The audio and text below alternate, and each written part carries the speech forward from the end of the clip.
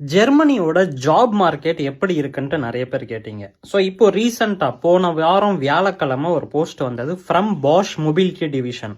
2030க்குள்ள 13,000 ஜாபுக்கு வேட்டு வைக்க போறாங்க.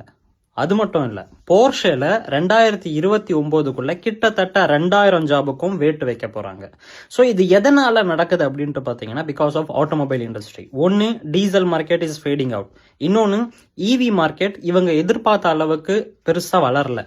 ஸோ அதனால பாஷ்ல எக்ஸ்பென்சஸ் ஜாஸ்தி ஆயிருச்சு. அந்த எக்ஸ்பென்சஸை எப்படியாவது கட் பண்ணணும். ஆர்டர் இல்லைன்னா எங்க இருந்து நான் சம்பளம் கொடுப்பேன், right?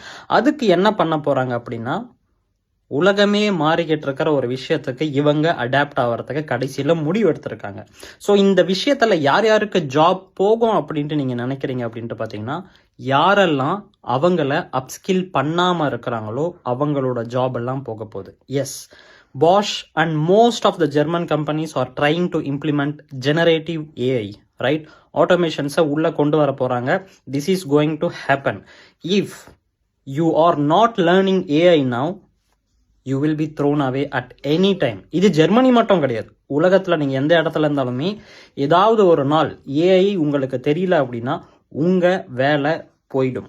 S, so this is what I wanted to share. இதை பத்தி நீங்க என்ன நினைக்கிறீங்க அப்படின்றத கமெண்ட் செக்ஷன்ல கமெண்ட் பண்ணுங்க.